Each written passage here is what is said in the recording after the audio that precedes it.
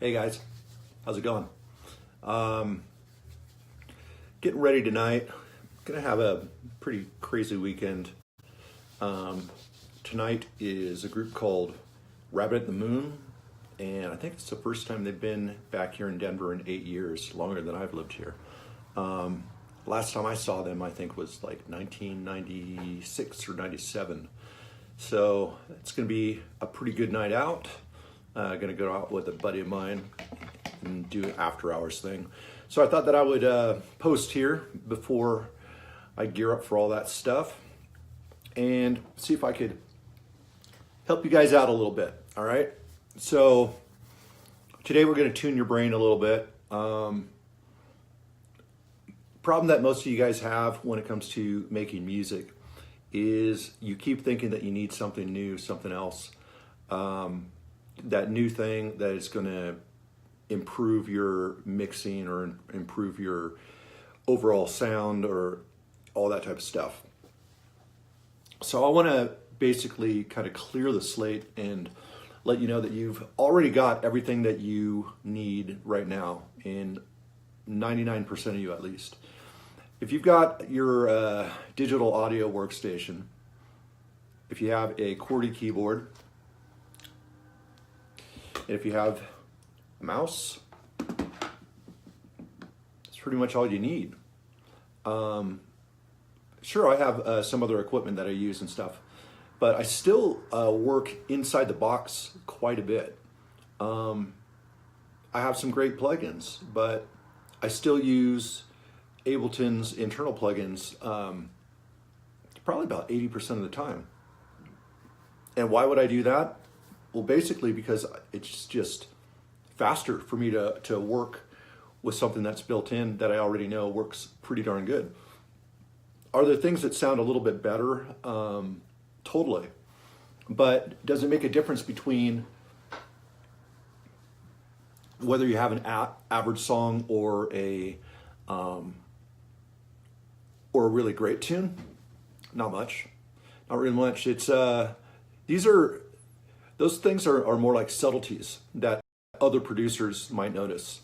But in general, most people that are going to be listening to your song, it doesn't really matter what you're using.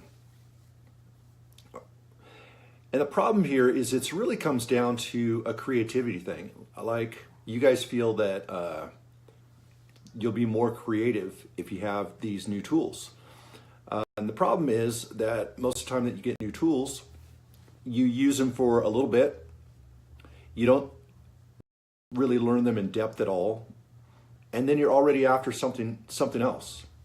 It becomes kind of an addiction to just kind of accumulate new stuff.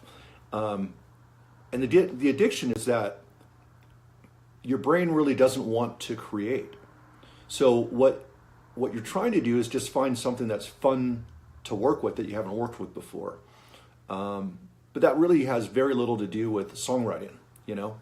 So I think you really need to kind of change the attitude of thinking that you constantly need more stuff to get inspired. There's certainly tools that I have that are inspiring, that I prefer, and that sort of thing.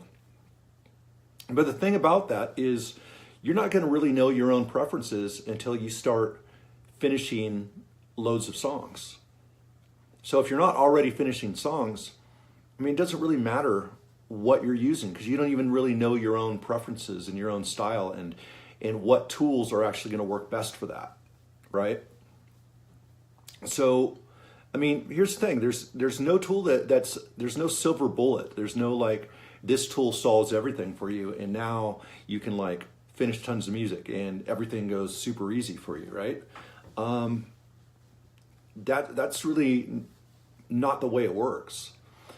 You're much better off saving your money, and instead of buying a plugin, instead of buying a new synth, instead of buying a new piece of hardware, you're much better off getting your creative habits in tune. And in order to do that, what I recommend is that you sit down every day, even if it's just for 15 minutes, and work on music every single day. I mean, if you work longer, great. But what I'm saying is you don't want to like work 2 hours one day and say, oh, well, tomorrow I get to take off because I worked extra today. Your brain doesn't work that way.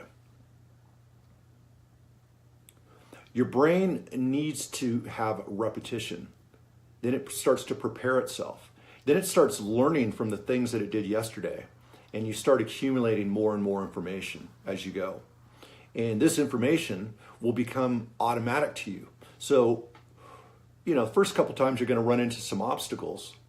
But because you've been doing this so long, you're going to get past those obstacles eventually. You're going to learn how to get past them.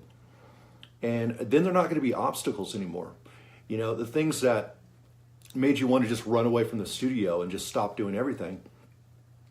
By the third time you've solved that problem, your brain just is like ready to breeze right through it. Like it's not even a problem at all. You just carry on, Maybe your issue is in arranging your songs or something. Maybe you're not great at arrangement, but you're really good at making 8 or 16 bar loops, which is the case with most people when they're starting out. And the fact of the matter is that once you have learned how to arrange your music, you're not going to run into that problem really anymore. Once you have kind of conquered that, it's not something that you're going to resist. And that's really all this is like you hit writer's block or you get an inability to create because you're resisting something that's new to you. That's really all it is. So I completely recommend that you work on music at least 15 minutes a day. Set a timer, clear all the distractions, and just sit down for 15 minutes. And don't just like listen to your loop for 15 minutes. Don't just decide that you're gonna sit and watch YouTube videos for 15 minutes. Try to get from point A to point B. You don't gotta go from A to Z, but try to get yourself, even 5% further on where you were at, right? That's gonna get you so much further. And it's just gonna push your brain and tell your brain, we start things and we finish things. That's gonna be really important. Now, the only time that I would recommend that you need a couple extra tools besides your computer, your keyboard, and a mouse, if you have a laptop, then you're pretty much all set as long as you got like a program like Ableton or whatever it is you want to use. But if you are recording like as a kind of more live instruments, or if you're recording external keyboards or whatever it is, guitar, vocals, then you might want to pick up a decent microphone. Like a SM58 would probably be a great mic for vocals and just universal. 57s are really good if you're actually recording like drum hits or things like that, because it can take a pretty solid attack sound. And when you're recording, you want really good recording. So that matters. The other thing that matters if you're recording external gear into your computer is having a good sound card. And basically you just need at least one stereo in and one stereo out. Because in most cases you're just going to be recording one instrument at a time, right? If you're recording a drummer or something, then you know that you're going to need a decent mic setup, several mics. And you're going to need a sound card that can handle all those inputs to record at the same time. So I would recommend that you work kind of inside the box if your budget can't really suit you recording properly your live instruments and stuff like that. But if that's your style, then you just got to kind of bite the bullet and get some decent tools. But for the rest of you, most of you recording like or creating electronic music and that sort of thing, I mean, everything you need is inside the box. Synth sounds, plugins, samples, you name it, right? You can do that all in the box, and all that quality is really high, so you don't really need extra tools for that. A lot of guys think that you need to have like an Ableton push or some sort of controller. You might feel more comfortable having like a keyboard of some sort, and that's cool. if that's what you want. But you can get by just fine, once again, with just the QWERTY keyboard. The center row is like your white keys, and then some of the upper row below the numbers is going to be some of your black keys. And then you could use Z and X on your keyboard to move from octave to octave, higher or lower. And then you can raise or lower the velocity with the C and the V button. I've got like an image somewhere on this page that you can check out. But yeah, you don't really need controllers. I mean, I've got the push and I do use it, but I don't use it for everything that most people think they use it for. Like I don't do all my recording with that so that I don't got to look at the computer. For me, it doesn't really work faster for me.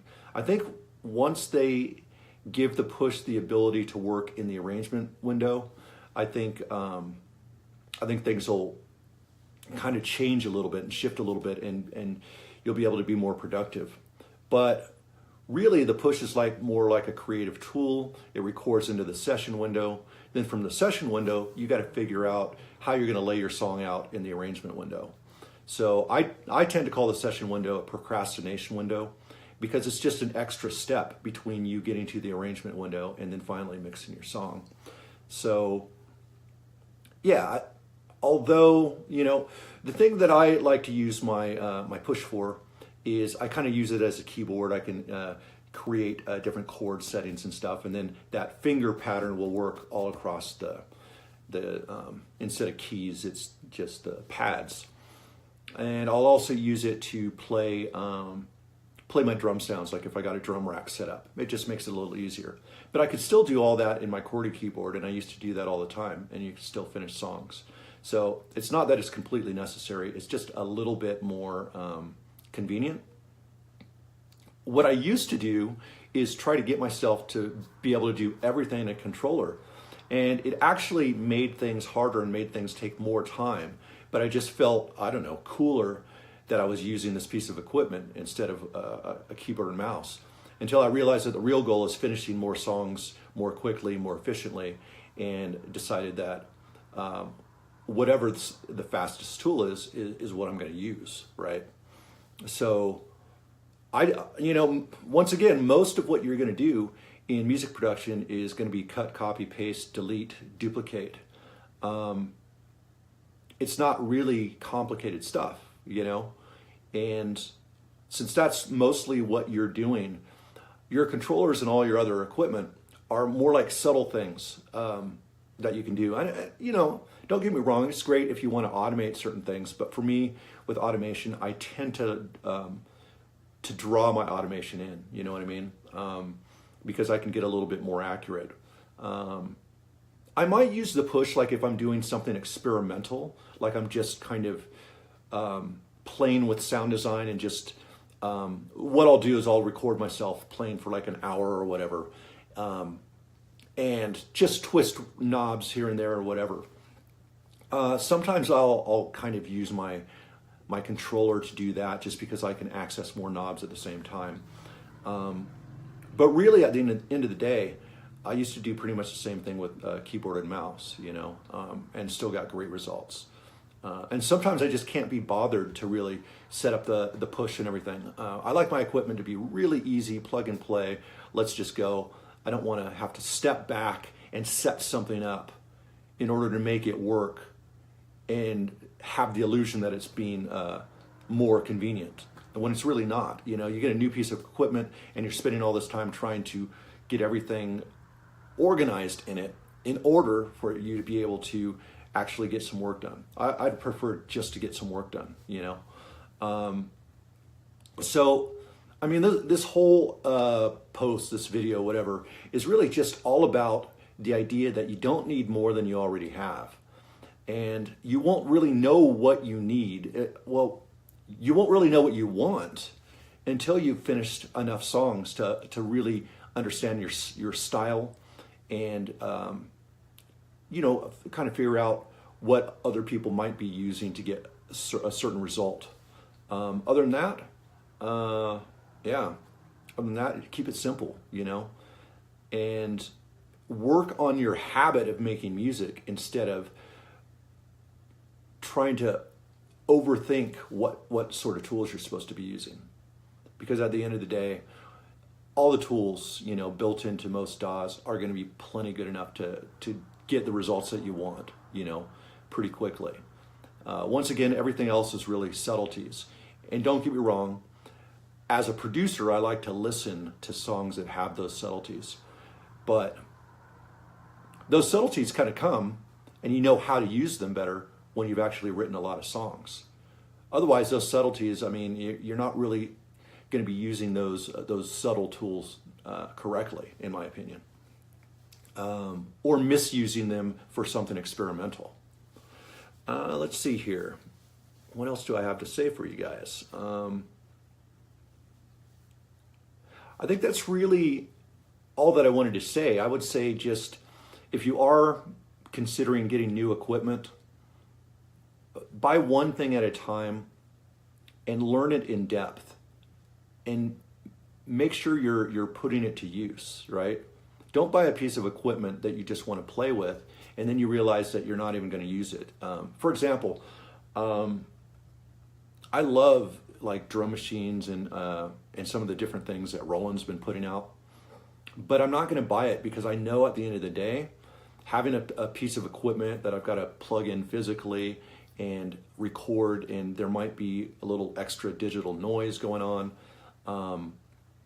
that it's going to end up just taking me a lot more time than just programming my drums inside the box now, So since I'm aware of that and I know how I work, I know that as cool as that piece of equipment would be to play and as inspiring as it might be, once I get to the point of recording, it's not going to seem as inspiring to me personally.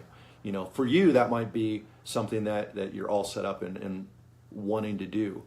But you just need to be really honest with yourself about the piece of equipment. You want to learn it deep, and you only want to buy one piece of equipment at a time. You don't just want to collect a bunch of stuff. I remember back when I was DJing, I had bought 3 different controllers and I wanted to use all of them. And I think I just liked the idea that it looked complex to have all these buttons around me that all work differently. And it was just complete overwhelm. It didn't help me really at all. So what I had to do is wipe everything clear. Basically what I did, okay, I had all this equipment that I'd bought. I decided I'm going to remove it all and I'm going to DJ without any of them. And then as I'm DJing, what I'm going to do is I'm going to take note of things that I would like to do that I'm not capable of doing. If I'm already capable of doing it with the equipment I have, then I know that I don't need a piece of equipment to do that.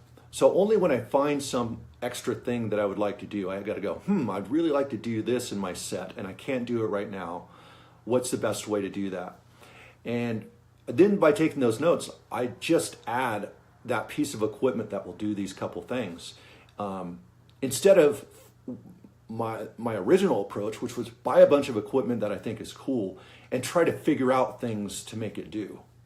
That's kind of pointless, So once again, we come back to music production, and it's really the same thing. Just don't go hog wild buying a bunch of plugins or synths or hardware or whatever, because you're not really going to know how it fits into your own personal style anyway.